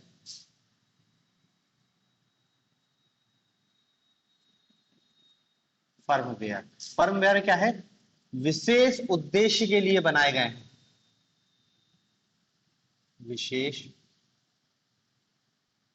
उद्देश्य के लिए, विशेष उद्देश्य कह लो, या फिर आप इसको ऐसा कह सकते हो, विशेष कार्य के लिए बनाए जाते हैं। विशेष उद्देश्य या विशेष कार्य के लिए। अब देखो, ये विशेष कार्य के लिए कह रहे हैं तो ये एप्लीकेशन सॉफ्टवेयर जैसा लग रहा है, लेकिन इसकी एक विशेषता और है कि ये हर टाइप के हार्डवेयर से समायोजित नहीं कर सकता।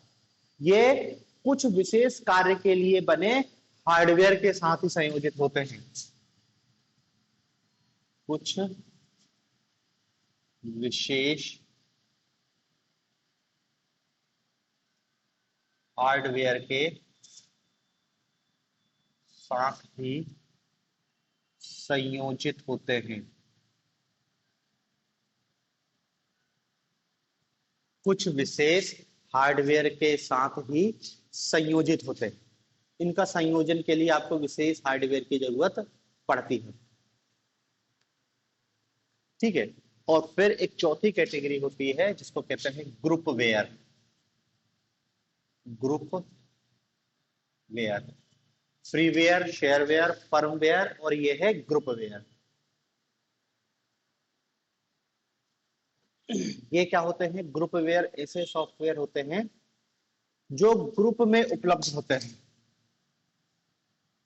ग्रुप में उपलब्ध होते हैं। ऐसे सॉफ्टवेयर जो ग्रुप में उपलब्ध होते हैं, जिनमें समान उद्देश्य में लगे व्यक्तियों की सुविधा को ध्यान में रखकर बनाया जाता है। समान उद्देश्य में लगे व्यक्तियों को ध्यान में रखकर बनाया जाता है।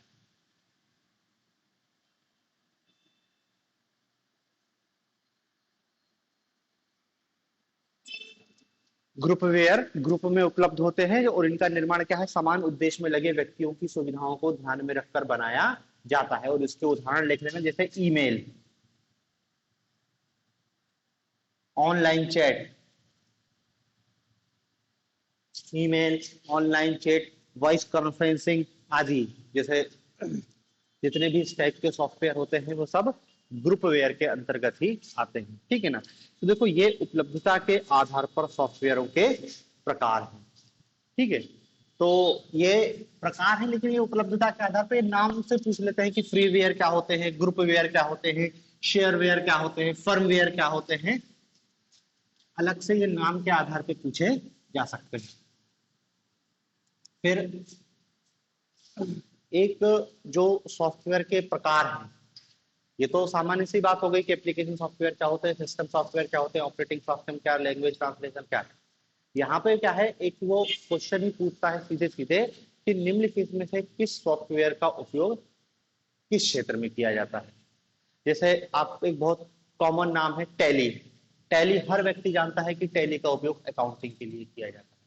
तो क्या है कि देखो कुछ उदाहरण आपको याद रखने हैं कि ये काम विशेष सॉफ्टवेयर ही करते हैं, या ये कुछ सॉफ्टवेयर जो विशेष काम करते हैं। जैसे अकाउंटिंग सॉफ्टवेयर, अकाउंटिंग सॉफ्टवेयर इसका सबसे मेन और सबसे टैली। टैली एक अकाउंटिंग सॉफ्टवेयर है। टैली के अतिरिक्त क्या आता है, क्विक बुक्स,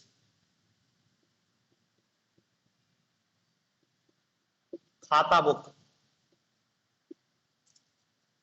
नाम से उनका दिख रहा है कि अकाउंटिंग के हैं। ERP tools,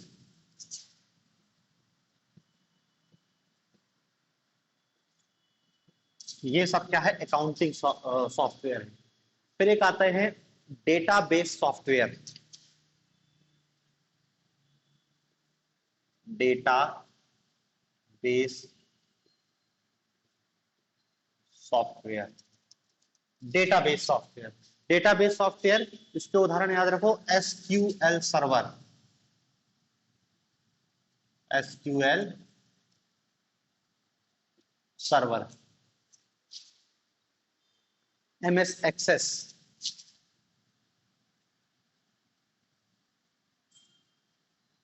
MS Access, my SQL,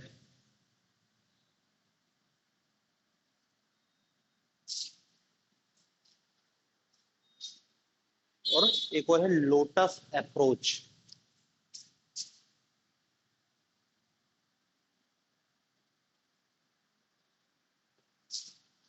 SQL server, MS Access, MySQL, ये सब क्या है, डेटाबेस सॉफ्टवेयर है जो डेटाबेस को मेंटेन करने के लिए बनाए जाते हैं।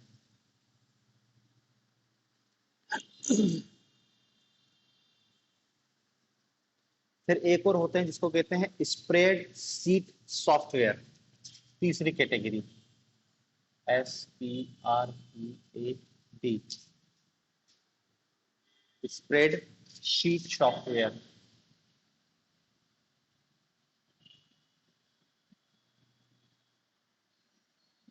स्प्रेडशीट सॉफ्टवेयर और इसके उदाहरण हैं MS Excel, Microsoft Excel, Microsoft Excel, Google sheet, smart sheet, job sheet, Google sheet, smart sheet, Google sheet, smart sheet और Zoho sheet, Zoho, JOHO, Zoho sheet. फिर चौथी कैटेगरी है word processor software.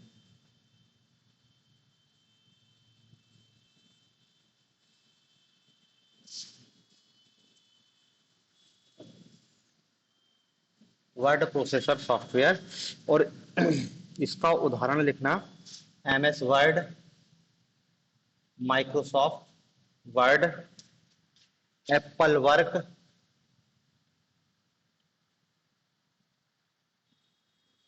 Apple work, page maker,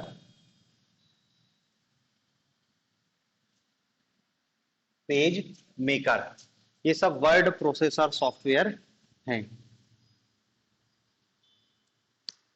मतलब देखो समझ रहे ना, कहने को तो माइक्रोसॉफ्ट वर्ड, माइक्रोसॉफ्ट एक्सेल दोनों ही एप्लीकेशन सॉफ्टवेयर है, लेकिन उदाहरण में पूछ सकता है कि निम्नलिखित में से कौन सा स्प्रेडशीट सॉफ्टवेयर है। एक्सेल भी देगा, वर्ड भी देगा, तो दोनों अलग अलग है। एक स्प्रेडशीट सॉफ्टवेयर है और एक वर्ड प्रोसेसर सॉफ्टवेयर है। देखो इनका मतलब तो नाम में छुपा हुआ है, जैसे अकाउंटिंग सॉफ्टवेयर, ऐसे सॉफ्टवेयर जिनका उपयोग व्यापारिक लेन देन के लिए किया जाता है। डेटाबेस सॉफ्टवेयर, ऐसे सॉफ्टवेयर जिनका उपयोग डेटाबेस को नियंत्रित करने के लिए किया जाता है। इसी टाइप का है स्प्रेडशीट सॉफ्टवेयर। ये स्प्रेडशीट सॉफ्टवेयर क्या है, आपने एमएस एक्सेल यदि चलाया होगा तो एमएस एक्सेल में आप देखते हो ना कि जो डेटा है उसको इस टाइप से रो और कॉलम के रूप में व्यवस्थित कर सकते हैं। तो स्प्रेडशीट सॉफ्टवेयर ऐसे सॉफ्टवेयर होते हैं जो डेटा को रो और कॉलम में व्यवस्थित करके नियंत्रित करते हैं। डेटाबेस सॉफ्टवेयर भी नियंत्रित करते हैं, लेकिन ये रो और कॉलम के रूप में नियंत्रित कर देते हैं, तो ऐसे सॉफ्टवेयर को हम स्प्रेडशीट सॉफ्टवेयर कह देते हैं। फिर word processor software, MS word भी आपने चलाया ही होगा। वर्ड प्रोसेसर सॉफ्टवेयर क्या ऐसे होते हैं जो डाटा को लिखित सामग्री के रूप में संपादित कर देते हैं। क्या करते हैं, डाटा को लिखित सामग्री के रूप में, लिखित सामग्री के रूप में संपादित कर देते हैं। ऐसे सॉफ्टवेयरों को हम वर्ड प्रोसेसर सॉफ्टवेयर कहते हैं। एमएस वर्ड, एप्पल वर्क और पेज मेकर इसी टाइप के सॉफ्टवेयर के उदाहरण हैं। स्प्रेडशीट जो डाटा को रो और कॉलम के रूप में व्यवस्थित करके नियंत्रित करने का काम करते हैं, वो स्प्रेडशीट सॉफ्टवेयर कहलाते हैं। डेटाबेस तो पता ही है कि डेटाबेस को नियंत्रित करने का काम करते हैं, और अकाउंटिंग व्यापारिक लेन देन को नियंत्रित करते हैं। उदाहरण बहुत महत्वपूर्ण है, क्वेश्चन उदाहरण से पूछेगा। फिर एक और होते हैं डेस्कटॉप पब्लिशिंग सॉफ्टवेयर।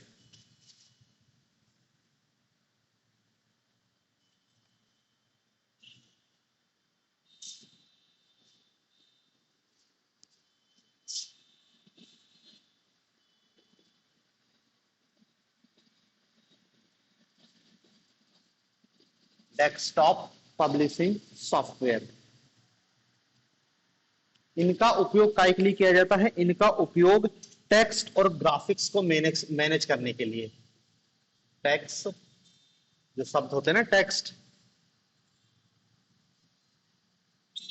और ग्राफिक को मैनेज करने के लिए।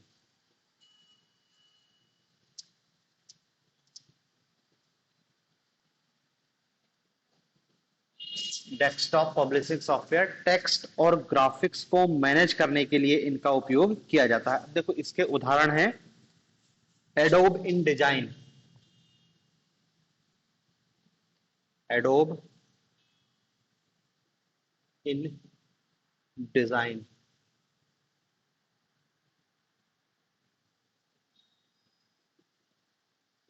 दूसरा है crawl draw,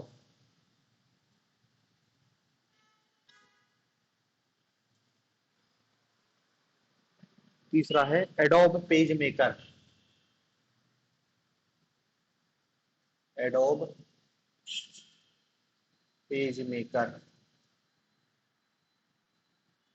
Microsoft publisher, MS publisher, Microsoft publisher. और पांचवी एक कैटेगरी है सॉफ्टवेयर की जिसको कहते हैं मैलिशियस सॉफ्टवेयर या मॉलिशियस सॉफ्टवेयर।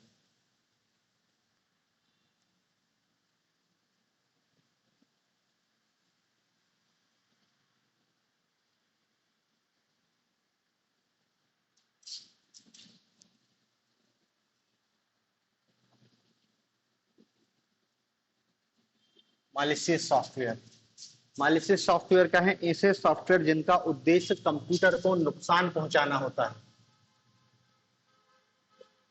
कंप्यूटर को नुकसान पहुंचाना।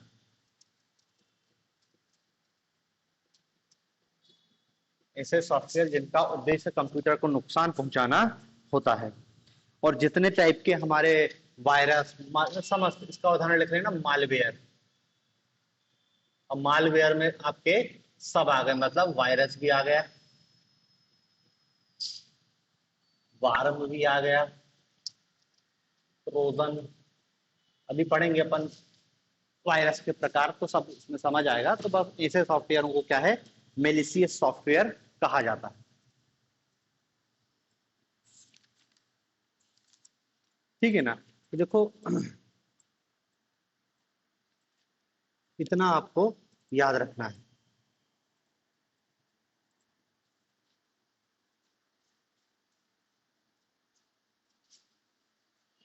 तो देखो हमने इसमें सॉफ्टवेयर के प्रकार देख लिए हैं। सॉफ्टवेयर के प्रकार के बाद सॉफ्टवेयर के कुछ उदाहरण हैं जो अलग अलग उद्देश्य के लिए कार्य करते हैं, स्पेशल सॉफ्टवेयर हैं, उनके हमने नाम भी जान लिए हैं। अब देखो ये कंप्यूटर सॉफ्टवेयर है, इनसे संबंधित कुछ शब्दावली है। ये शब्दावली भी आपको पता होनी चाहिए, पेपर में इससे भी शब्दावली से सीधे सीधे शब्दावली से क्वेश्चन पूछता है। तो कुछ शब्द हैं जो कंप्यूटर सॉफ्टवेयर से संबंधित हैं, उनको और देख लेते हैं तो ये अपना टॉपिक कंप्लीट हो जाएगा। जैसे प्रोग्राम, एक शब्द होता है जिसको हम क्या कहते हैं, प्रोग्राम।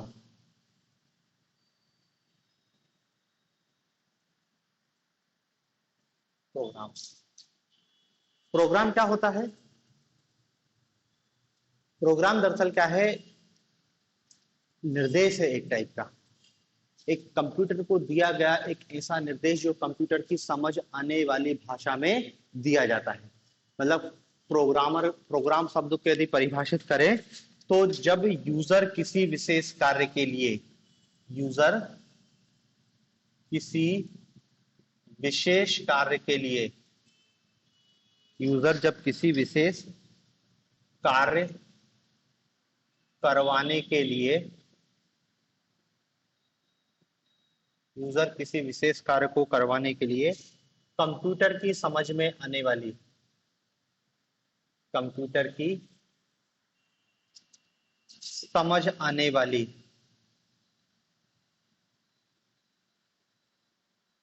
कंप्यूटर की समझ आने वाली भाषा में जो निर्देश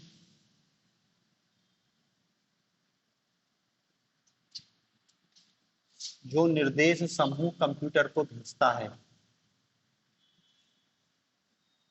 जो निर्देश समूह कंप्यूटर को भेजता है,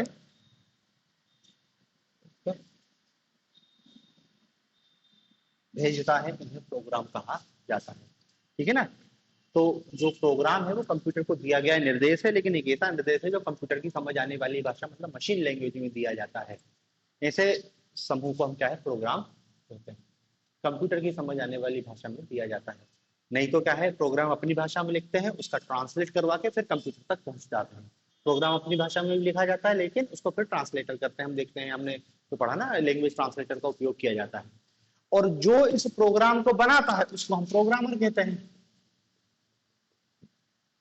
जो इन निर्देशों को तैयार करता है वो क्या कहते हैं, इनको हम कहते हैं प्रोग्रामर। तो प्रोग्राम और प्रोग्रामर दोनों एक साथ ही हैं कि जो कंप्यूटर सॉफ्टवेयर का निर्माण करता है, जो इन निर्देशों का निर्माण करता है, ऐसे व्यक्ति को हम क्या है, प्रोग्रामर कहते हैं। फिर एक शब्द होता है testing.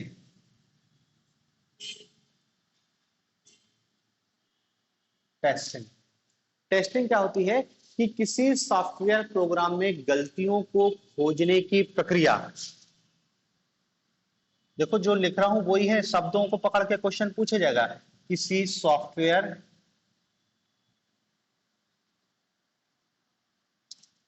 Programme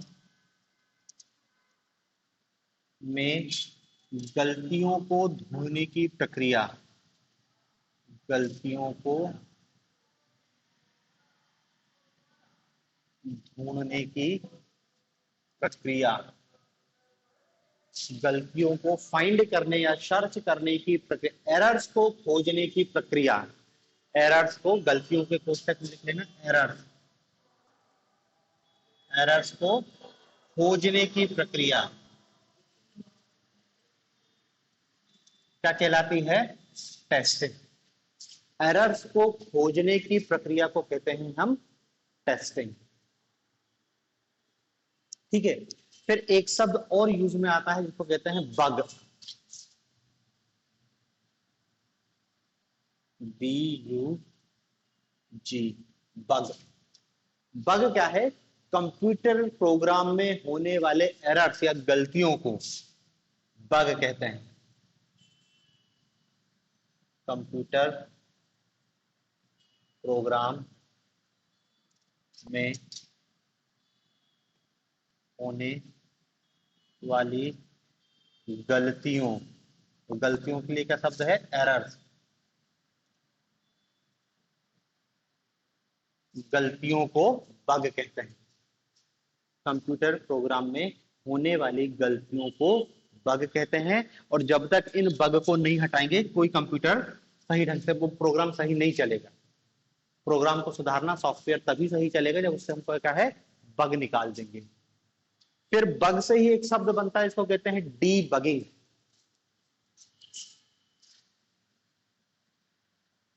D bugging.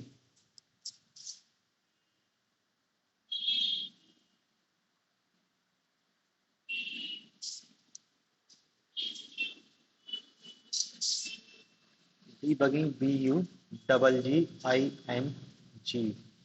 Debugging.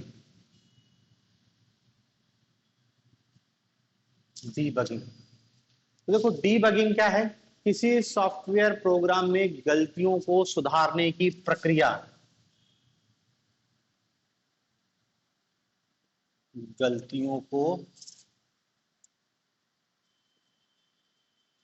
सुधारने की प्रक्रिया। गलतियों को सुधारने की प्रक्रिया क्या कहलाती है? डीबगिंग। तो देखो टेस्टिंग और डीबगिंग में अंतर है।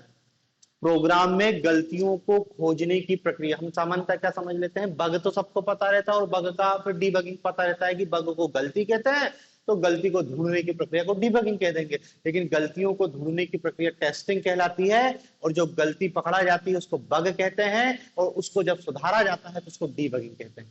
मतलब कोई भी प्रोग्राम, सॉफ्टवेयर प्रोग्राम जब तैयार किया जाता है तो उसकी टेस्टिंग की जाती है। टेस्टिंग की जाती है मतलब उसमें गलतियों को खोजा जाता है। तो जो गलतियां पकड़ा गई वो बग हो गया, और जब उन गलतियों को सुधारा जाता है तो वो प्रक्रिया कहलाती है डीबगिंग। तो किसी सॉफ्टवेयर प्रोग्राम में गलतियों को सुधारने की प्रक्रिया कहलाती है डीबगिंग। ठीक है। Program, programmer, testing, bug, debugging. फिर एक शब्द होता है पैच। PATCH, patch. पैच क्या होता है? प्रोग्राम में होने वाली गलतियों को, सॉफ्टवेयर प्रोग्राम में होने वाली गलतियों को,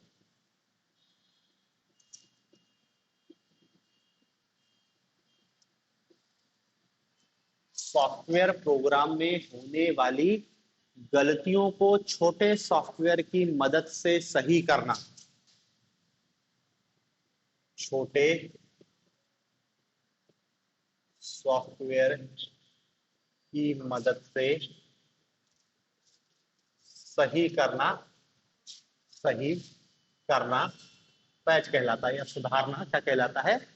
पैच कहलाता है। पैच वर्क होता है ना, रोड खराब हो जाती है तो उसको सुधारा जाता है, उसको पैच वर्क कहते हैं। तो यही है, क्या है कि कंप्यूटर प्रोग्राम बहुत बड़े बड़े होते हैं। अब इतने बड़े प्रोग्राम की टेस्टिंग होगी तो टेस्टिंग के लिए उन्होंने कहा कि भैया टेस्टिंग करने में गलतियां पकड़ाई जा रही हैं। अब इसके लिए फिर अन्य छोटे सॉफ्टवेयर की मदद ली जाती है। तो जो छोटे सॉफ्टवेयर की मदद लेते हैं वो कहलाते हैं पेच। गलती को सही करना पैच कहलाता है।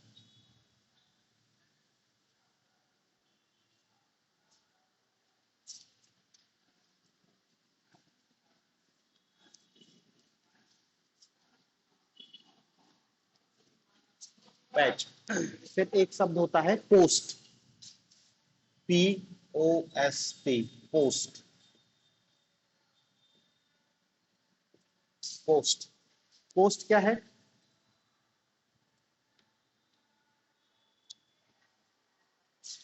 देखो ये भी एक प्रोसेस है कि जब कंप्यूटर को ऑन किया जाता है, जब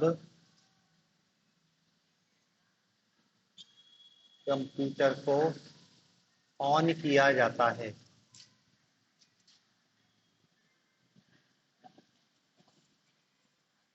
जब कंप्यूटर को ऑन किया जाता है तो बायोस,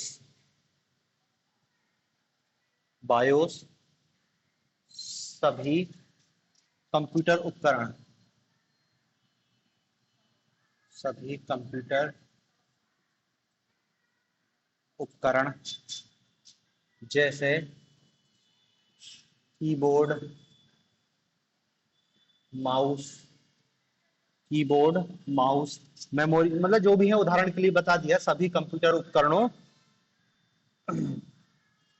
जैसे कीबोर्ड, हार्ड डिस्क और अन्य हार्डवेयर की जांच करता है, अन्य हार्डवेयर की जांच करता है और उन्हें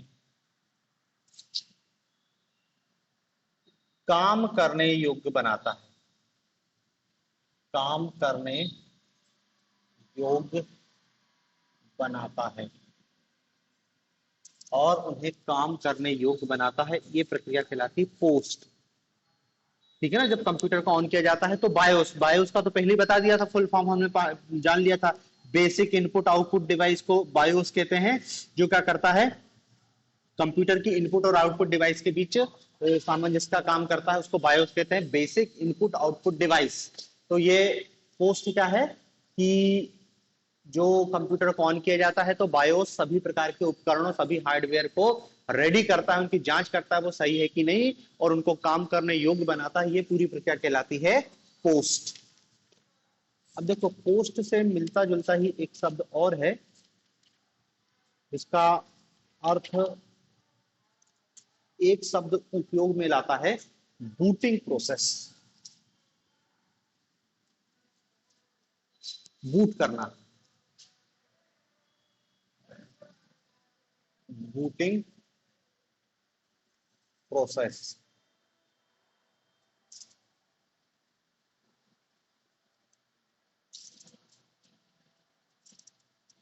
बूटिंग प्रोसेस,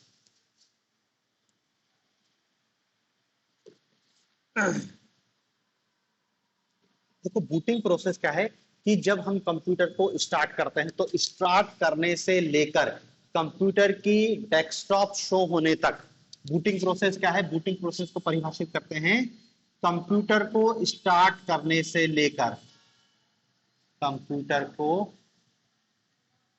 स्टार्ट करने से लेकर डेस्कटॉप शो होने तक, डेस्कटॉप शो होने तक, कंप्यूटर को स्टार्ट करने से लेकर डेस्कटॉप शो होने तक के प्रोसेस को बूटिंग कहा जाता है, प्रोसेस को बूटिंग कहा जाता है। तो देखो, बूटिंग और पोस्ट में थोड़ा सा अंतर है। हम जब कंप्यूटर को स्टार्ट करते हैं और स्टार्ट करने के बाद जब डेस्कटॉप दिखाई देने लगता है, डेस्कटॉप शो होने लगता है, ये पूरी प्रक्रिया कहलाती है बूटिंग। ठीक है ना? तो ये भी क्वेश्चन पूछा जा सकता है कि बूटिंग क्या होती है। फिर कंप्यूटर की बूटिंग भी दो प्रकार की होती है, एक को कहते हैं कोल्ड बूटिंग और एक को कहते हैं वार्म बूटिंग। तो ये जो बूटिंग है ये भी दो प्रकार की होती है। पहला है cold booting, cold booting, cold booting. Cold booting क्या है, जिसमें कंप्यूटर अपनी कंप्लीट प्रोसेस को चेक करता है, कोल्ड बूटिंग कहलाती है। कंप्यूटर अपनी कंप्लीट प्रोसेस को चेक करता है।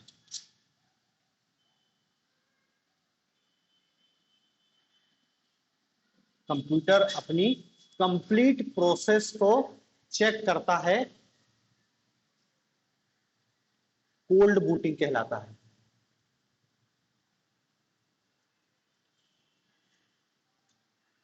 ठीक है ना।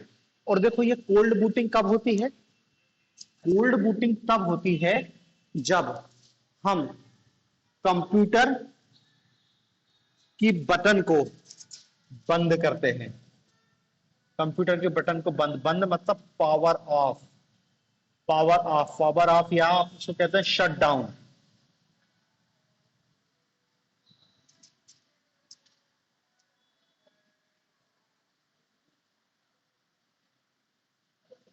लेकिन जब कंप्यूटर को बंद करते हैं, बंद करते हैं, शट डाउन करते हैं और फिर स्टार्ट करते हैं, स्टार्ट बटन को प्रेस करते हैं, तो ये प्रक्रिया कोल्ड बूटिंग चालू हो जाती है।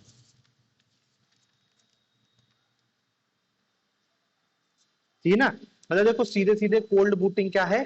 कोल्ड बूटिंग ये है कि जब हम कंप्यूटर को शट डाउन करके पुनः चालू करते हैं, कंप्यूटर को शट डाउन करके पुनः चालू करते हैं, तो ये प्रक्रिया कहलाती है कोल्ड बूटिंग। जब कंप्यूटर को शट डाउन किया और फिर से रीस्टार्ट किया, तो वो जो प्रोग्राम, जो कंप्यूटर टाइम लेता है, तब जो बूटिंग होती है, उस बूटिंग को कहते हैं कोल्ड बूटिंग। और एक और बूटिंग होती है, इसको कहते हैं warm booting.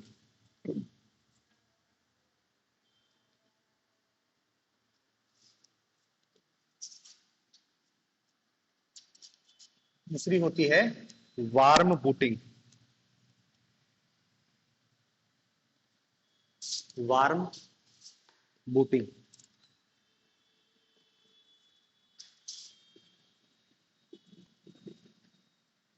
Warm booting, warm booting कुछ नहीं है, इसमें क्या है, कंप्यूटर अपनी कंप्लीट प्रोसेस को चेक नहीं करता है, और चेक नहीं करता है तो हम सीधे कह सकते हैं कंप्यूटर को रीस्टार्ट करने की प्रक्रिया। कंप्यूटर रीस्टार्ट करने की प्रक्रिया, कंप्यूटर रीस्टार्ट करने की प्रक्रिया वार्म बूटिंग कहलाता है। इसमें कंप्यूटर कंप्लीट चेक नहीं करता है, कंप्लीट चेक नहीं करता। कंप्यूटर है ना, अपनी प्रोसेस को कंप्लीट चेक करता है, वार्म बूटिंग में कंप्लीट चेक नहीं करता है। ये प्रक्रिया वार्म बूटिंग कहलाती है। और वार्म बूटिंग क्या है? दरअसल कंप्यूटर जब काम करते करते हैंग होने लगता है, तो समय को दूर करने के लिए हम क्या है, कंप्यूटर की जब कुछ समझ नहीं आता तो कंप्यूटर को रीस्टार्ट कर दो, रीस्टार्ट कर दो, तो कंप्यूटर क्या है, वार्म बूटिंग की प्रोसेस करता है। और जब आप रीस्टार्ट की जगह क्या है, कंप्यूटर को शट डाउन करो, उसका स्विच ऑफ करो और फिर दोबारा ऑन करो, ये प्रक्रिया थोड़ी लंबी होगी, ऐसी प्रोसेस कहलाती है कोल्ड बूटिंग। ठीक है ना। तो एक वार्म बूटिंग और कोल्ड बूटिंग, दो शब्द हैं। बूटिंग का मतलब पता होना चाहिए, पैच आपको पता ही है, प्रोग्राम आपको पता है, टेस्टिंग भी जान लिया, बग भी, डीबगिंग भी, प्रोग्राम भी, प्रोग्रामर भी। एक शब्द होता है जैसे अपडेट, अपडेट, किसी सॉफ्टवेयर को अपडेट करना, कंप्यूटर अपडेट करना। अपडेट का मतलब है किसी सॉफ्टवेयर में न्यू फीचर को शामिल करना, सॉफ्टवेयर में न्यू फीचर को शामिल करना, ये प्रक्रिया कहलाती है अपडेट। अपडेटिंग करना कहते हैं ना, तो ये प्रक्रिया कहलाती है अपडेट। ठीक है। बाकी और शब्द हैं, उनके मतलब तो आपको पता ही होंगे, जैसे डाउनलोडिंग, हर व्यक्ति जानता है, कंप्यूटर से फाइल को डाउनलोड, इंटरनेट से फाइल को अपने में सेव करना डाउनलोडिंग कहलाता है। अपलोडिंग, अपने वीडियो पीडीएफ को अपलोड कर देना अपलोडिंग कहलाता है। अपने फोटो अपलोड करते हैं तो डाउनलोड अपलोड तो सामान्य सी बात है। ठीक है। तो देखो ये सॉफ्टवेयर से रिलेटेड लगभग सब चीजों को देख लिया अपन ने। ऑपरेटिंग सॉफ्टवेयर को तो अपन पहले ही देख चुके हैं।